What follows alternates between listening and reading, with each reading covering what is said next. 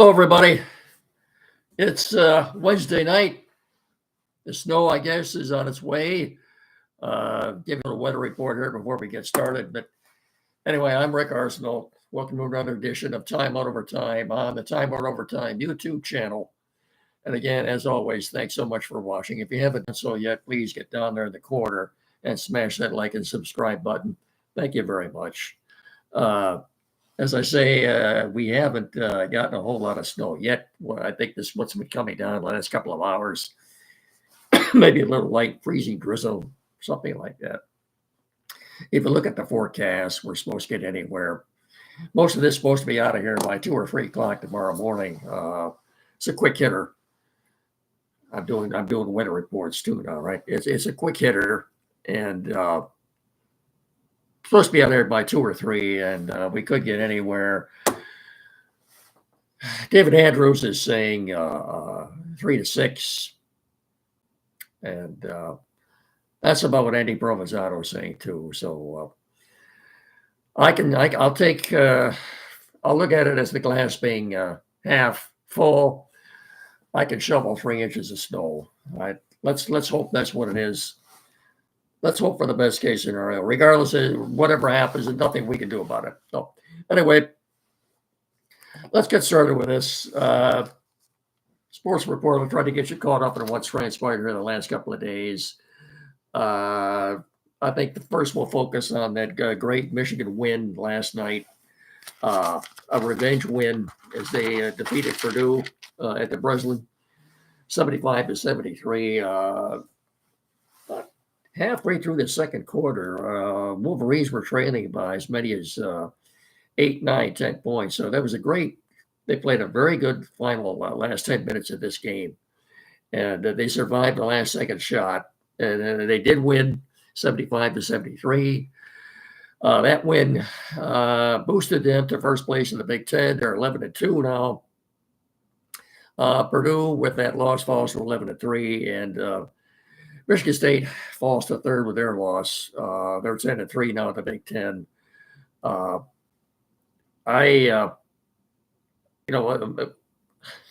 Michigan, by the way, is 19-5 overall. Purdue is 19-6. State is 19-5. Disappointing loss by Michigan State. Tom Izzo is stuck on number 353 for career Big Ten wins. Victory last night would have put him ahead of Bobby Knight. And isn't it ironic that the game that would have put him ahead of Bobby Knight came against the Indiana Hoosiers?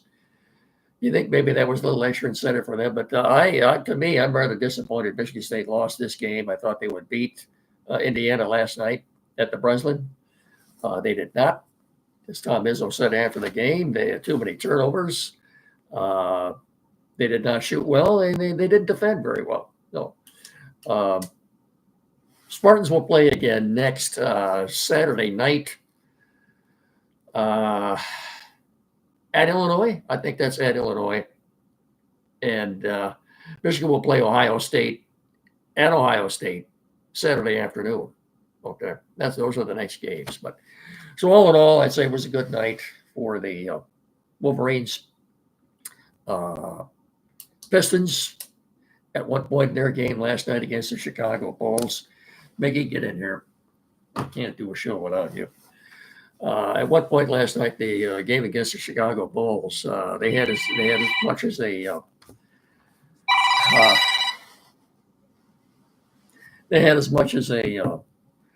46-point lead.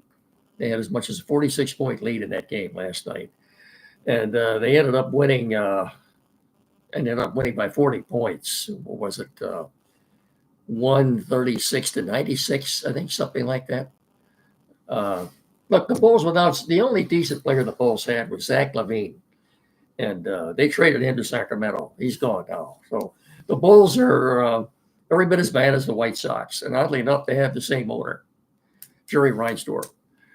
So they're in Chicago again tonight for back-to-back games against the Bulls. A win tonight would put the Pistons, I believe, at 29-26 as they go hit the All-Star break. That would be the first time that the Pistons have been at 500 or better. Be the first time they've been at 500 or better since the 2016 season. Since the 2016 season, they were 27-27 at the All-Star break. That's a long drought, isn't it? Anyway, Kate Cunningham's an All-Star, and look, the Pistons are going to make the playoffs. So I think that's a given. And as we said before, by making the playoffs, they will relinquish their first-round draft pick. That's just the way this is set up. But if you asked me at the beginning of the season, would you rather see the Pistons not make the playoffs and get a first-round pick, or make the playoffs and get that, give up that pick? We'd all rather see. It's very conceivable. You could see all four of the Troy sports teams make the playoffs this year. And I can't remember the last time that's happened at all. So I'll be disappointed if the Pistons don't win again tonight. I'm pretty sure they will, but if they do tonight, I'm assuming a win for them tonight would put them at 29-26. And boy, it's just been the veterans that Trajan Langdon brought in this offseason. Hardaway Jr. and Tobias Harris and Malik Beasley have all been tremendous. As Jim Leyland would describe it, they've all been tremendous this year. I didn't expect this, but man, much more fun to watch, much more enjoyable to watch. So, a couple other hit and misses here before we get to the Tigers. In case you missed it, of course, Aaron Rodgers is no longer with the Jets. Aaron Glenn has shown him the door. And the word now is that very possible he could end up with the Minnesota Vikings. That's an astute possibility. If you haven't heard, Matt Patricia, former Detroit Lion head coach, Matt Patricia is the new defensive coordinator for the Ohio State Buckeyes. Yeah, you heard me right. Yeah. Not a whole lot to tell you about the Lions. ESPN came out with a power ranking for next year already. I know it seems kind of premature for that, but we'll go over that in a few minutes. Right now, let's do this for our good friends out at Beck Chevrolet. You know, folks, Frank Beck Chevrolet is thanking loyal Chevy owners with big savings during Chevy Loyalty Month, now through March the 3rd. Loyal Chevy owners can save an extra $1,000 on brand new 2025 Blazers, Colorados, Trailblazers, and Silverado HD models, plus 1.9% financing. That's right, 1.9%. 1.9% financing is available on all select models. Beck's also has a great selection of late model pre-owned cars at fantastic prices. Check out their entire inventory on their webpage at frankbeckchevy.com, or better still, stop by and see them at the dealership on M99 between Hillsdale and Jonesville. And the special event transpiring on Saturday, April the 3rd in the Frank Beck Chevrolet showroom. Mark your calendars, put a big circle around April the 12th. Put it in your phone or whatever it is you have to do, but a very special day for us out at Frank Beck Chevrolet on Saturday, April the 12th. That is the annual Maggie Fry Scholarship Breakfast. This year's event will run from 8 to 11 a.m. in the showroom, and will feature yours truly and Andy Brown out there doing the timeout show. 8 to 11 Saturday morning, Frank Beck Chevrolet showroom, Maggie Fry Scholarship Breakfast. You've got enough time right now to clear your calendar. Make sure you have no conflicting events going on with that day, because we want to see you out there. Again, that was Saturday morning, April the 12th, from 8 to 11 in the Frank Beck Chevrolet showroom. Maggie Fry Scholarship Breakfast. It's for a very worthy cause. We want to see you all out there. And by the way, Bob Flynn wanted me to remind all of you that Beckathon has been extended. That was the event that was transpired during the month of January, in which you were getting an extra $1,000 dealer cash on all remaining new 2024 models in stock. That's been extended. You also get an extra $3,000 dealer cash on all select used vehicles in stock. But once again, Bob Flynn wanted me to remind everybody that has been extended. Beckathon has been extended. So you get in there, see that great team of salesmen that they have, but let them help you experience the Frank Beck difference. Chevrolet, together, let's drive. Chevy Drive, Southern Michigan. And Frank Beck Chevrolet is the #1 Chevrolet dealer in the tri-state area. Okay. As you saw by the headlines, pitchers and catchers reported to Lakeland today. And a lot of the position players are down there as well right now. Spencer Torkelson held court and was asked about what he thought about everything that transpired. Torres at second base now, and Cole Keith at first base. And admittedly, to his credit, he didn't shy away from anything. Admittedly, he said he just simply did not have a very good season last year. And there's really not a whole lot he can say other than that. But he didn't duck or dodge anybody down there. It's just the way it is. So it'd be interesting to see what kind of spring he has, because last year he wasn't very good. And he was coming off a year in which he had 30 plus home runs and more than 90 RBI. We know he has it in him. I think most of his problem is from the neck up. Alex Bregman watch. Apparently it's down to 3 teams now. Something should be happening before position players come to camp. That's in another 4 or 5 days. Apparently it's down to the Cubs, Tigers, and Red Sox. AJ Hinch did say today that in a conversation he was having with, I don't know who it was, one of the reporters maybe, that he and Alex Bregman were very close. We know Spencer Torkelson wants to see Alex Bregman here. Even Matt Vierling wants to see Alex Bregman here. So let's hope it happens. So anyway, pitchers and catchers are at Lakeland. The first spring training game is a week from Saturday. Is that possible? A week from Saturday is the first spring training game. Holy smoke! Where's the time gone? We might have snow up the arse and 0 temperatures, but you'll be hearing baseball on the radio, I guess, if that doesn't warm you up. Also, as far as the Lions go, there's not really a whole lot to report right now, except to tell you the most significant dates coming up. The combine, this year's combine, of course, will take place, scouting combine, at Lucas Oil Stadium in Indianapolis between February 27th and March the 2nd. Apparently it's open to the public now. Can you imagine what it'd be like staying down there for 4 or 5 days just to watch the combine, watch guys run the 40-yard dash and passing drills, all that, passing, blocking drills. I'm sure there are people that do it. To me, I find it pretty boring myself. But then there's always Rich Eisen running the 40-yard dash in street clothes too. I guess that's for a good cause. But anyway, that's a significant date. And then March the 12th, free agency starts on March the 12th. So this is probably the most significant offseason for Brad Holmes in his tenure here as a Lions general manager.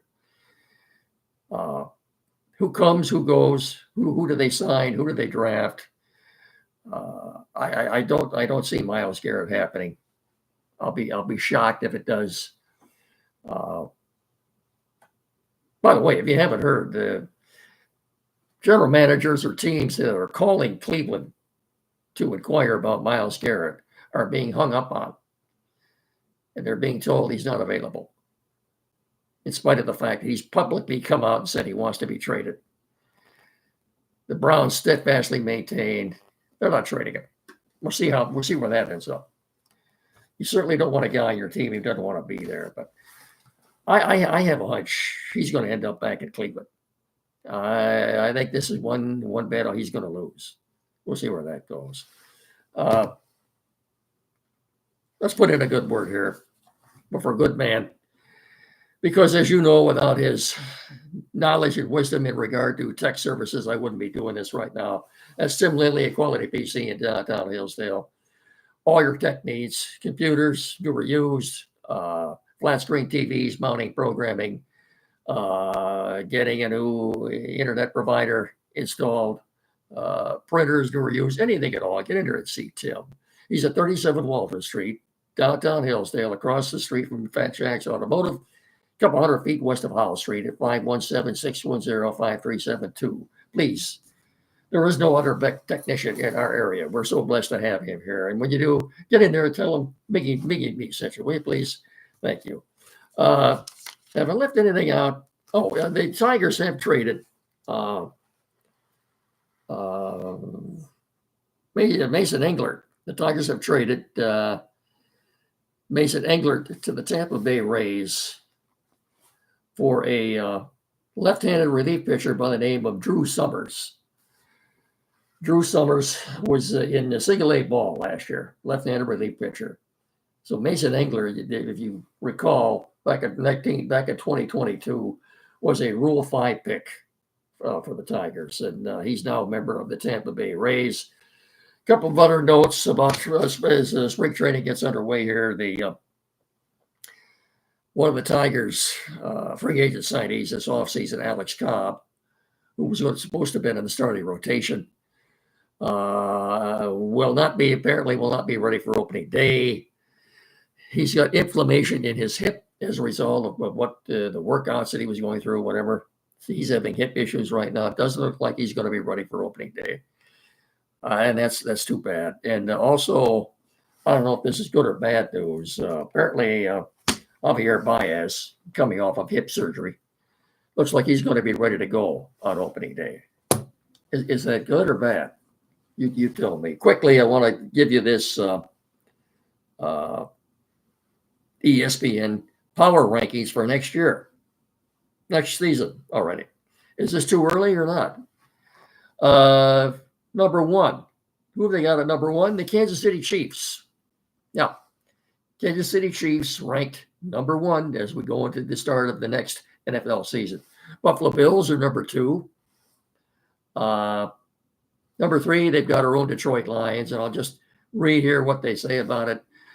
In the aftermath of the loss to the Commanders, Coach Campbell's star-studded staff took a major hit and will have to adjust in a short window to compete for a Super Bowl next year. For offensive coordinator, the Lions brought back John Morton, who was the Broncos passing game coordinator the previous 2 seasons, and they also promoted linebackers coach Kelvin Shepard to defensive coordinator. Detroit still lost other key assistants. Former defensive coordinator Eric Glenn, of course, went to the Jets. And he also got the passing game coordinator Tanner Ekstrand to come with him to the Jets. Former offensive coordinator Ben Johnson, as you know now, is the Chicago Bears offensive coordinator, and he took Lions wide receivers coach Randall L. with him to Chicago, as well as assistant quarterback coach J.C. Barrett. Those two went to the Bears with them. Look, the Lions have had almost a complete turnover in the coaching staff.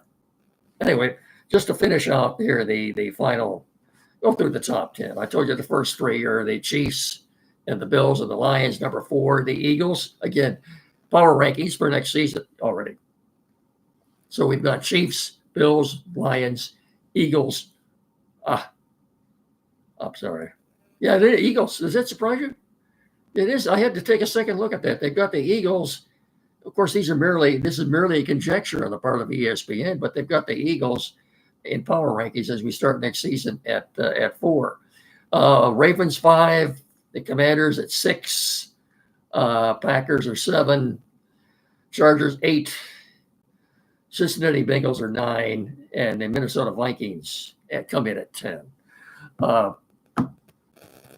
Labor Day this year is September the 1st, Monday, September the 1st. And as you know, Division I college football kicks off their first weekend of activity on Labor Day weekend. Then the NFL opens up with a Thursday night game after that. So that would be what? Thursday night, September the 4th. The word is right now the Lions on their schedule will be playing the Eagles at Lincoln Financial Field. And the word right now is the opener for Thursday night will be the Lions and Eagles. Nothing official on that yet. Won't be for a while because the schedule doesn't come out there early May. But there's a good possibility the Lions and Eagles will be kicking off the NFL season on Thursday night, September the 4th. We'll just have to wait and see on that one. I think I've got you caught up on everything. As I start working out, prepare to shovel some snow tomorrow. I'll talk to you all again on Friday night. Don't forget Saturday morning. Andy will not be here Saturday morning. Rob will be steering the ship. He is the voice of Charger football and basketball. So we'll be doing the show. Look forward to doing the show with Rob on Saturday morning. Give us a listen, please, from 9 to 10 on WCSR 92.1 FM. And as usual, please treat each other with respect. If you're shoveling snow, be careful. Be very careful. Take it easy. Pace yourself. Don't overdo it. Work to the wise is sufficient. So again, thanks so much for watching and listening. And until Friday night, so long, everybody.